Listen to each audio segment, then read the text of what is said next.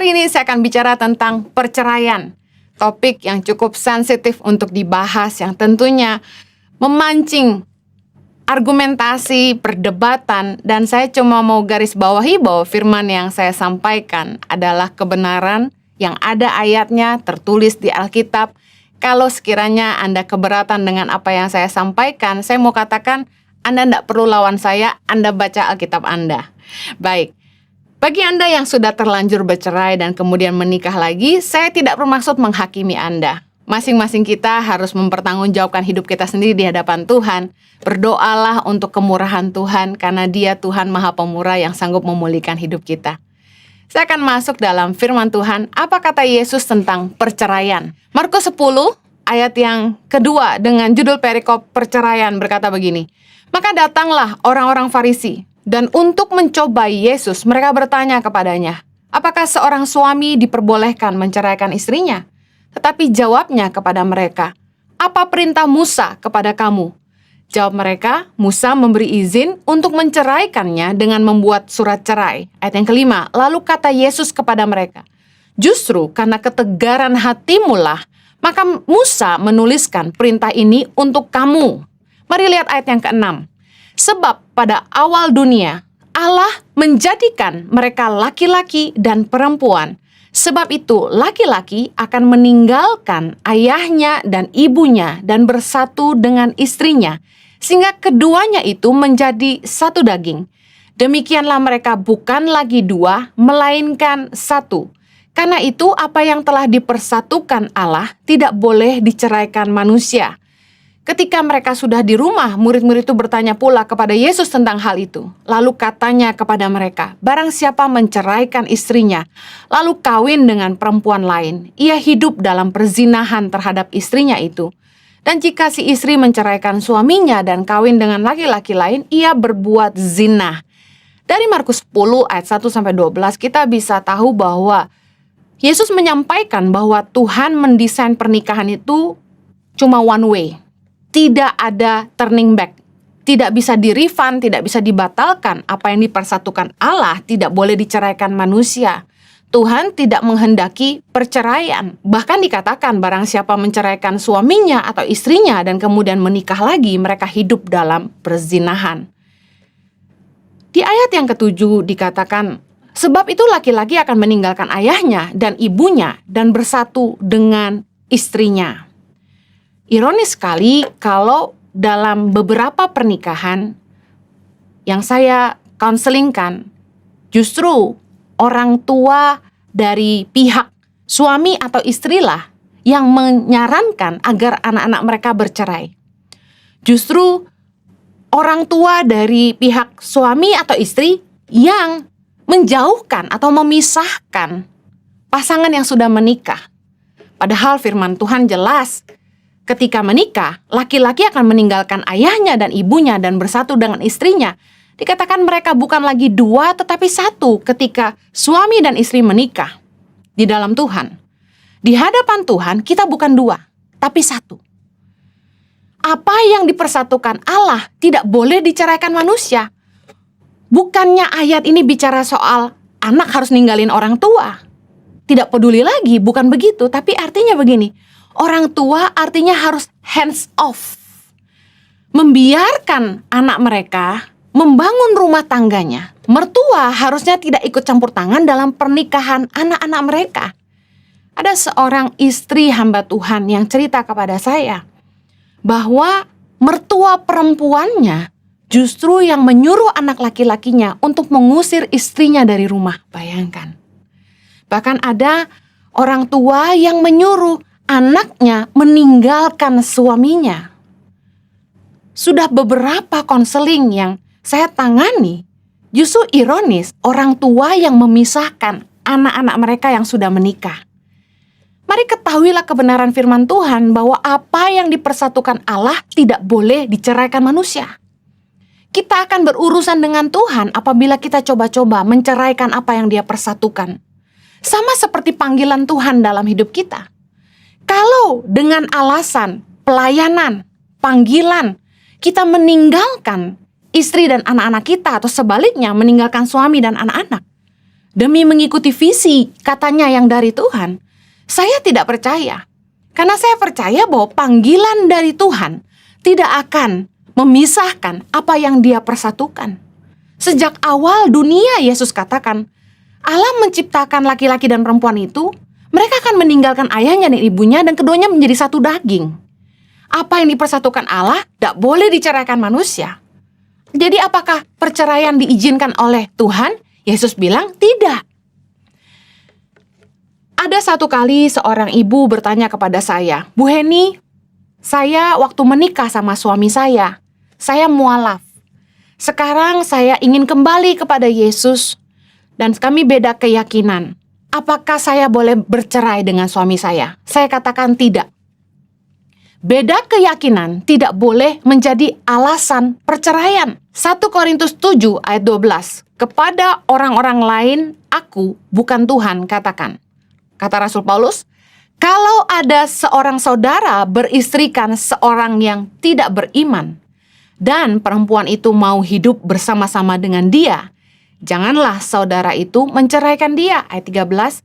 Dan kalau ada seorang istri bersuamikan seorang yang tidak beriman, dan laki-laki itu mau hidup bersama-sama dengan dia, janganlah ia menceraikan laki-laki itu. Kelihatannya di zaman Rasul Paulus, pertanyaan ini pun datang. Dulu tidak kenal Tuhan, sekarang kenal Tuhan. Di dalam rumah tangga mulai terasa ada ketidakcocokan karena beda pandangan, beda visi, beda iman. Lalu bagaimana? Apakah boleh bercerai? Firman Tuhan katakan, apa yang dipersatukan Allah tidak boleh diceraikan oleh manusia, bahwa Tuhan membenci perceraian. Kita tidak boleh menceraikan pasangan kita, meskipun mereka belum mengenal Tuhan. Itu kebenaran firman. Lalu, apabila rumah tangga tidak bahagia, perselisihan sering terjadi, suami tidak menafkahi, istri tidak melayani, atau terjadi KDRT, istri sering dipukul, disiksa, dianiaya oleh suami. Bahkan saya pernah dengar ada suami yang bawa selingkuhannya pulang ke rumah. Kemudian suami kasar, seringkali memukul istrinya di depan anak-anak. Apakah boleh berpisah kalau sudah seperti itu? Firman Tuhan yang saya temukan, yang mengatakan bahwa kita diizinkan untuk berpisah sementara, ada di 1 Korintus 7 ayat yang kelima. Berkata gini, janganlah kamu saling menjauhi kecuali dengan persetujuan bersama untuk sementara waktu, supaya kamu mendapat kesempatan untuk berdoa. Sesudah itu hendaklah kamu kembali hidup bersama-sama, supaya iblis jangan menggodai kamu, karena kamu tidak tahan bertarak. Saya percaya Rasul Paulus juga menemukan masalah yang sama di zamannya. Dan nasihat Rasul Paulus adalah, sebaiknya suami istri itu tidak saling menjauhi, karena iblis bisa menggoda kita dan kita bisa jatuh dengan orang lain. Tapi diizinkan untuk berpisah sementara waktu dengan alasan supaya punya kesempatan untuk berdoa. Saya yakin maksudnya begini, kita boleh berpisah sementara supaya bisa menenangkan diri. Karena biasanya kalau emosi, kita gampang membuat keputusan yang salah. Kemudian kita bisa berpikir lebih jernih. Kita bisa berdoa. Bukan lagi mendengarkan emosi kita, tapi mendengarkan pimpinan Roh Kudus di dalam hati kita. Dan ketika kita berpisah sementara, kita bisa saling evaluasi diri. Karena biasanya ketika istri atau suami mulai meninggalkan rumah, karena takut kehilangan, biasanya pasangan akan berubah. Saya mau katakan, seandainya ada seorang istri yang dipukulin sampai setengah mati oleh suaminya, KDRT terjadi kerap kali, bahkan ada yang saya dengar gak cuma oleh suaminya, keluarga suaminya ikut menista.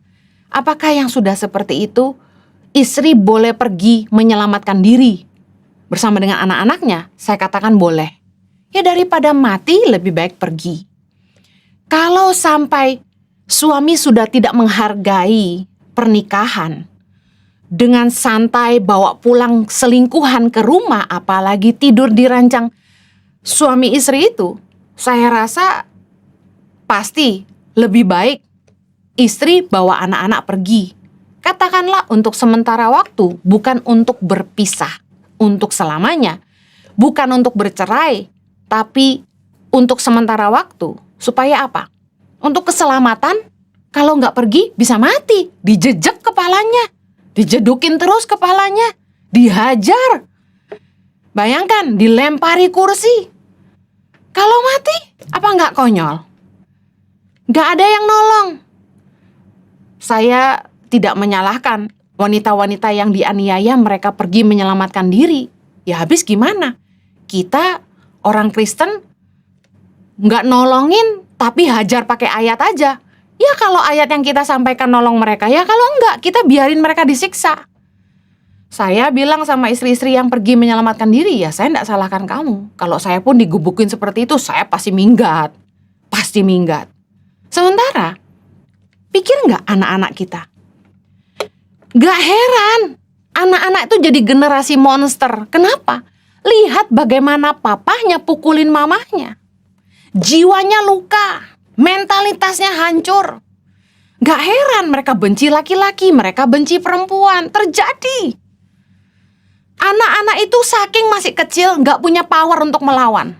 Kalau mereka punya power untuk melawan, mungkin dalam hati mereka ingin balas perbuatan orang tuanya. Mereka akan punya niat yang buruk di kemudian hari untuk membalas perbuatan ayahnya yang menyiksa ibunya.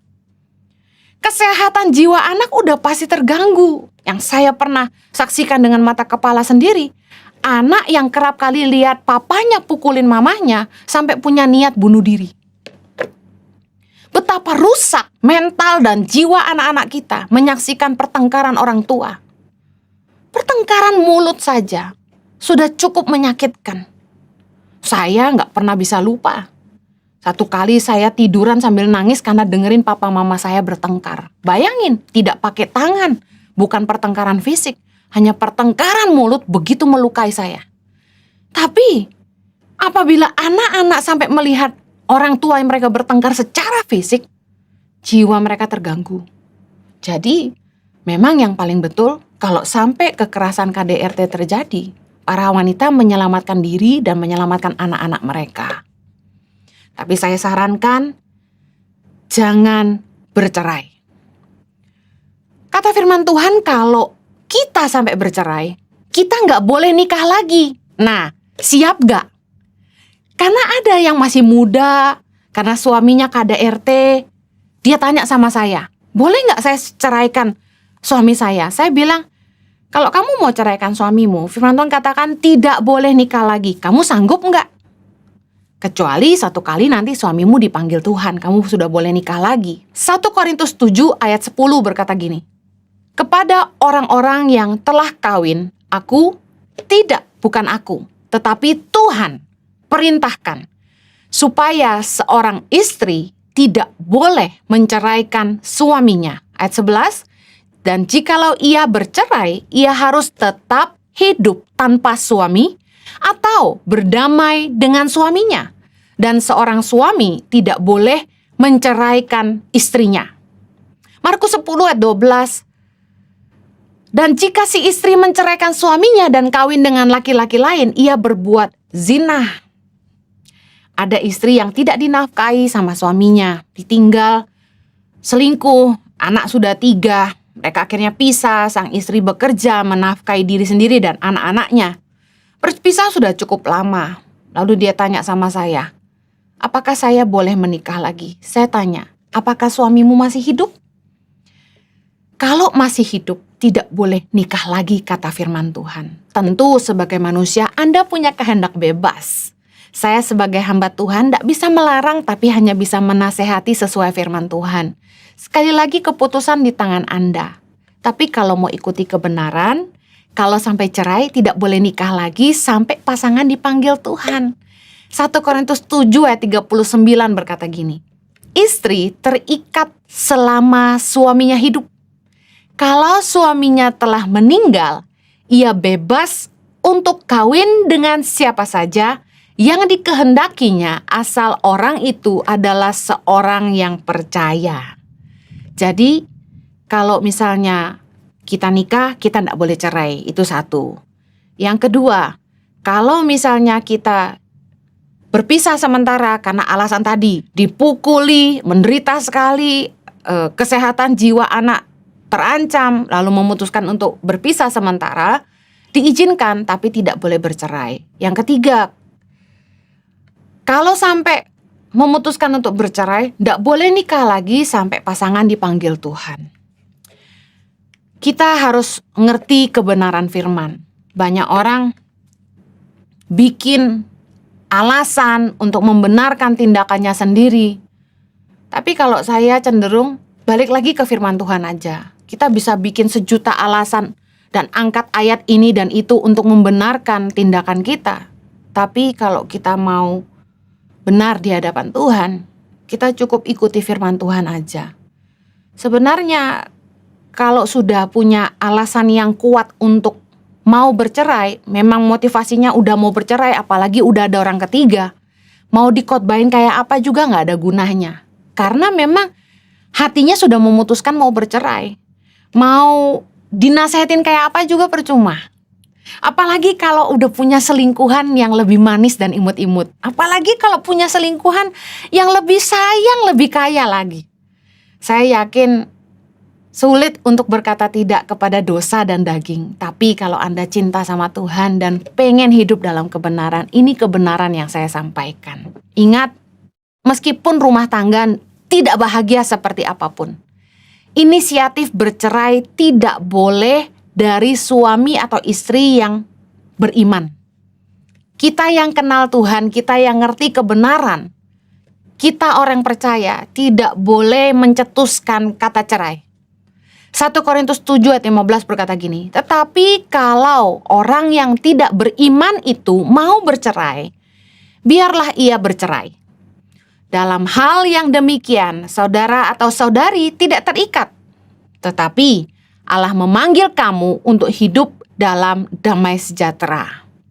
Misalnya dalam pernikahan, suami yang gak kenal Tuhan itu, dia yang menceraikan istrinya. Istrinya yang kenal Tuhan, ngerti kebenaran.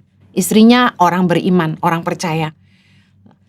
Ya kalau dipaksa cerai, mau bilang apa? Karena dengan uang, perceraian bisa jadi mudah. Tetapi yang firman Tuhan katakan adalah, inisiatif untuk bercerai itu tidak boleh dari kita orang percaya. Kalau pasangan yang tidak beriman itu yang ngajak bercerai, ya itu urusan dia nanti sama Tuhan, kan gitu. Yang penting inisiatif nggak boleh dari kita. Tadi saya katakan, kalau niat hati memang sudah mau cerai, apalagi karena sudah ada orang ketiga, dengar firman seperti ini mungkin tidak akan senang. Tapi kalau niat hati mau tetap taat sama kebenaran, keadaan rumah tangga seretak apapun, tetap perjuangkan. Doakan dan menangkan pasanganmu. 1 Korintus 7 ayat 16 berkata gini, sebab bagaimanakah engkau mengetahui, hai istri, apakah engkau tidak akan menyelamatkan suamimu? Atau bagaimanakah engkau mengetahui, hai suami, apakah engkau tidak akan menyelamatkan istrimu? Apa maksud firman Tuhan? Kalau pasangan kita bukan orang percaya, tidak beriman, tidak kenal Tuhan, sekalipun dia mungkin Kristen tapi dia tidak melakukan firman, jangan ditinggal, jangan dicerai. Perjuangkan pernikahanmu, berdoa buat jiwanya. Berdoa untuk keselamatan pasanganmu. Ajak anak-anakmu untuk berdoa untuk papanya. Ajak anak-anakmu berdoa untuk mamanya. Kalau Anda suami-suami yang dengar ini. Ketika berpisah sementara, jangan malah cari papa baru. Ketika pisah sementara, jangan malah mempercantik diri untuk cari pasangan baru. Tapi ajak anak-anakmu untuk menggumuli pernikahanmu. Berdoa untuk papanya. Saya dengar kesaksian banyak luar biasa betapa Tuhan jawab doa wanita-wanita yang sungguh-sungguh meminta suaminya dijamah. Banyak suami-suami yang akhirnya bertobat. Mungkin lama, bertahun-tahun, mungkin puluhan tahun. Tapi kesetiaannya dan imannya menyelamatkan suaminya. Tapi balik lagi ke motivasi hati. Emang dasarnya mau cerai ya susah. Tapi kalau masih mau taat sama kebenaran firman, perjuangkan pernikahanmu. Tidak ada yang mustahil bagi Tuhan. Mari berdoa, rebut hati pasanganmu. Amsal 21 ayat 1 berkata, hati raja seperti batang air di dalam tangan Tuhan. Dialirkannya kemana ia ingini. Doain suamimu. Ganti kata raja dengan nama suamimu, kecuali nama suamimu raja.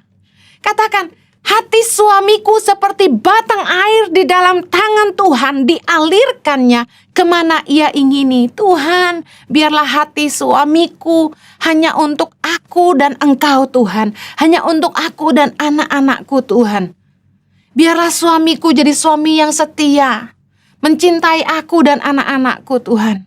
Biarlah suamiku takut akan Engkau Tuhan. Ayo doain suamimu, menangkan jiwanya, rebut jiwanya untuk Tuhan.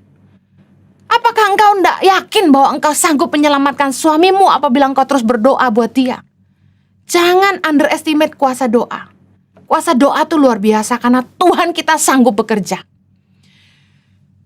Berikutnya, kalau Anda nikah sama pasangan yang tidak beriman, katakanlah agamanya udah benar sama, tapi nggak menjalankan iman, nggak melakukan firman, nggak jadi teladan, nggak jadi imam.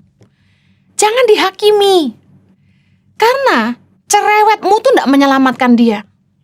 Keteladananmu yang akan menyelamatkan dia. 1 Petrus 3 dengan judul perikop, hidup bersama suami istri. Ayat yang pertama, demikian juga kamu, hai istri-istri, tunduklah kepada suamimu, supaya jika ada di antara mereka yang tidak taat kepada firman, mereka juga tanpa perkataan dimenangkan oleh kelakuan istrinya. Jika mereka melihat bagaimana murni dan salehnya hidup istri mereka itu. Perempuan banyak kali kecewa di dalam pernikahan ketika melihat suami yang duluan ikut Tuhan, yang katanya Kristen, tapi malah nggak jadi imam. Suami yang nggak jadi teladan, nggak pernah doain anak, nggak pernah ngajarin anak firman Tuhan. Tapi kalau pelayanan hebat. Dengar baik, pernikahanmu nggak akan jadi lebih baik kalau isinya cuma penghakiman. Saling menghakimi malah akan jadi saling menyakiti.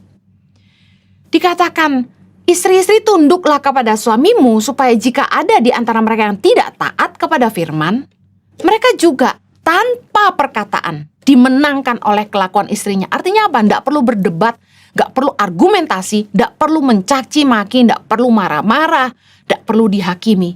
Tapi ini yang powerful. 1 Petrus 3 ayat kedua. Jika mereka melihat, artinya gini, gak usah ngomong, udah kasih lihat aja. Bagaimana murni dan salehnya hidup istri mereka itu. Kita harus menunjukkan iman kita dalam tindakan yang nyata, dalam hidup kita sehari-hari.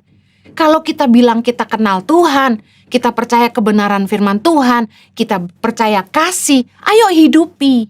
Kasih itu mengampuni. Kasih itu murah hati. Kasih itu tidak bersikap kurang ajar. Kasih itu pasti memberikan ruang untuk kesalahan. Kasih itu mempercayai segala sesuatu. Ayo kita hidupi itu. Bukannya cerewet, sama pembantu kasar, sama pegawai gak baik. Ya suami kita gak akan lihat keteladanan kita. Ayo biar tindakan dan hidup kita yang bicara lebih keras daripada perkataan kita. Hidup orang percaya itu harus jadi keharuman bagi nama Yesus. 2 Korintus 2 ayat 14. Tetapi syukur bagi Allah yang dalam Kristus selalu membawa kami di jalan kemenangannya. Dengan perantaraan kami, ia menyebarkan keharuman pengenalan akan dia di mana-mana. Dengan perantaraan kitalah Tuhan bisa menyebarkan keharuman pengenalan akan dia di mana-mana. Dimulai dari rumah tangga kita. Bagaimana suami atau istri kita bisa lihat, oh ini loh dampaknya kalau ikut Yesus. Jadi baik, ndak malas, jadi jujur, jadi sabar, jadi lemah lembut, jadi bisa menguasai diri, jadi bertanggung jawab, suka berdoa, menghidupi kasih, murah hati. Orang harus lihat keharuman pengenalan akan Kristus dalam hidup kita. Dimulai dari rumah tangga. Suami harus jadi saksi buat istri harus jadi saksi buat suami, orang tua harus jadi saksi buat anak-anak harus jadi teladan buat satu sama lain. Kekristenan bukan agama, tapi bicara soal budaya kerajaan sorga. Budaya kasih yang kita hidupi bersama. Saya percaya Roh Kuduslah yang akan memampukan kita untuk bisa jadi saksi di tengah-tengah keluarga. Ingat dalam Kisah Rasul 1 ayat 8 dikatakan, tetapi kamu akan menerima kuasa kalau Roh Kudus turun ke atas kamu dan kamu akan menjadi saksiku di Yerusalem. Bicara soal keluarga. Kita butuh Tuhan untuk tolong kita. Saya mau akhiri dengan ini. Kunci rumah tangga yang bahagia. Setelah membahas soal hidup bersama suami istri, Rasul Petrus mengajar kita tentang kasih dan damai. Kalau Anda ingin rumah tanggamu penuh kasih dan damai, mari baca ayat ini. Ayat ke-8, dan akhirnya hendaklah kamu semua seia sekata, seperasaan, mengasihi saudara-saudara, penyayang dan rendah hati, dan janganlah membalas kejahatan dengan kejahatan, atau caci maki dengan caci maki, tetapi sebaliknya hendaklah kamu memberkati, karena untuk itulah kamu dipanggil, yaitu untuk memperoleh berkat. Siapa yang mau mencintai hidup dan mau melihat hari-hari baik, ia harus menjaga lidahnya terhadap yang jahat dan bibirnya terhadap ucapan-ucapan yang menipu. Ayat 11, ia harus menjauhi yang jahat dan melakukan yang baik. Ia harus mencari perdamaian dan berusaha mendapatkannya. Sebab mata Tuhan tertuju kepada orang-orang benar dan telinganya kepada permohonan mereka yang minta tolong.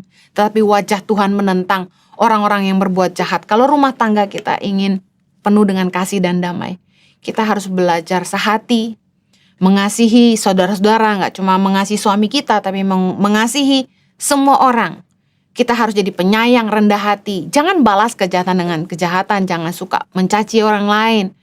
Kita harus hidup jadi berkat. Kita harus jaga mulut kita. Karena seringkali mulut kita ini sumber masalah. Justru rumah tangga tidak akan bahagia kalau pasangan tidak jaga lidah. Kita harus menciptakan perdamaian di dalam rumah tangga. Berusaha supaya kalau suami pulang, rumah tuh damai. Sama dengan itu, suami juga harus membuat istri merasa damai. Banyak kali yang ada rasa takut, bukannya damai. Mari kita belajar. Karena pembelaan Tuhan dalam hidup kita dan rumah tangga kita tergantung respon kita. Saya akhiri dengan Mazmur 10 ayat 14. Engkau memang melihatnya, sebab engkaulah yang melihat kesusahan dan sakit hati, supaya engkau mengambilnya ke dalam tanganmu sendiri. Kepadamulah orang lemah menyerahkan diri. Untuk anak yatim engkau menjadi penolong. Mari belajar merespon dengan benar. Belajar berserah sama Tuhan. Belajar mempercayai Tuhan untuk hidupmu, keluargamu, dan masa depan anak-anakmu. Mari libatkan Tuhan. Jangan pakai kekuatan sendiri dalam menghadapi masalah. Pastikan kita tetap hidup dalam kebenaran. Karena kalau kita nggak hidup dalam kebenaran, Tuhan nggak ikut campur tangan. Mari belajar menyerahkan segala kesusahan dan sakit hati kita kepada Tuhan. Percayalah, Tuhanlah yang sanggup memulihkan kita. Berhenti menghakimi, ayo mulai mengampuni. Jangan terus menuduh, tapi periksa diri kita. Perbaiki diri kita sendiri. Belajar hidup jadi berkat buat pasangan kita. Tuhan memberkati. Mari kita berdoa. Bapa di sorga, hamba-Mu berdoa. Sembuhkan luka hati para wanita Tuhan. Mereka yang mengalami penderitaan, tekanan, sakit hati dalam pernikahan mereka. Mereka tidak dihargai, merasa tidak dicintai, merasa tidak diinginkan. Tuhan, hamba-Mu berdoa, balut luka hati para wanita Tuhan. Sembuhkan mereka, pulihkan mereka Tuhan. Karena kalau mereka pulih, mereka jadi kuat Tuhan. Mereka akan sanggup menanggung semua penderitaan mereka.